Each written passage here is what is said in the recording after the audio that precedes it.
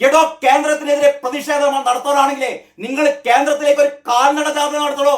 ഇളമരം കരീമെ തൊഴിലാളി നേതാവാണത്രേ. കരീം സ്തംഭിപ്പിക്കുന്നവർ എന്താണ് അല്ലേ? എല്ലാ പത്രങ്ങളിലും ഞങ്ങൾ സ്തംഭിപ്പിക്കും. എടോ, പരമനാറി പരനാറി എന്ന് വിളിച്ചതേ നിന്റെ നേതാവാണ്.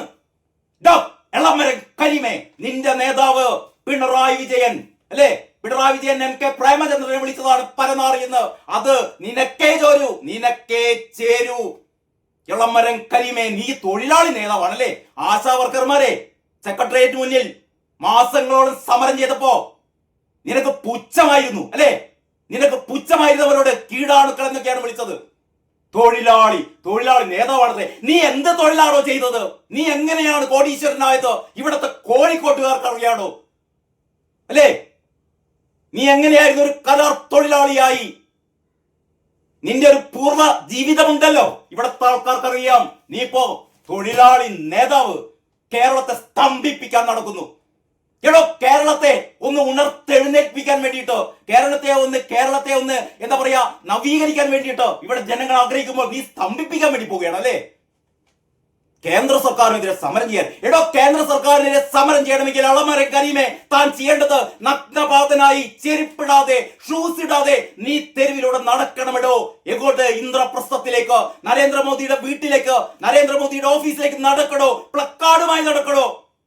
അല്ലാതെ ഇവിടുത്തെ സാധാരണ ജനങ്ങളുടെ എന്താ പറയാ അണ്ണാക്കിലേക്ക് കയറുക വലിയ എളുപ്പമാണല്ലോ. എന്നിട്ട് പറയുന്നത് എന്താണ്? ചക്ക മുറിച്ച കുരു മുറിയുന്നു.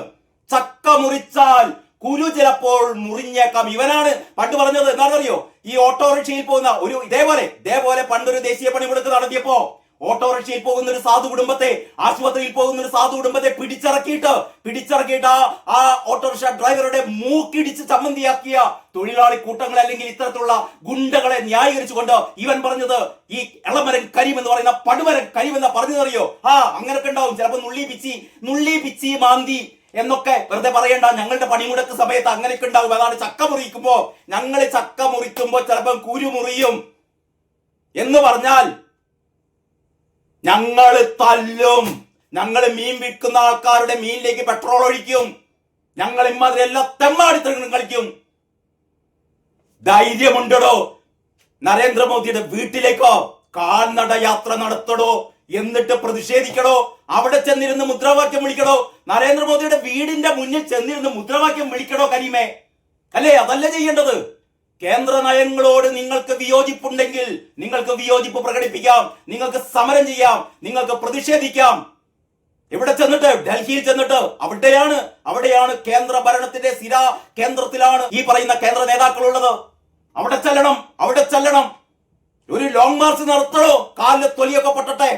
അതിന് പകരം AC റൂമിൽ ഇരുന്നിട്ട് എന്താ പറയാ ദേശീയ പണിമുടക്ക് എല്ലാ സംസ്ഥാനങ്ങളും ഒരു പ്രശ്നവുമില്ലാതെ ജനജീവിതം മുന്നോട്ട് പോയി. ഇവിടെ മാത്രം നിങ്ങളുടെ തെമ്മാടികൾ, അതാണ് ഞാൻ ആദ്യം പറഞ്ഞത്, തെമ്മാടി ഭരണം.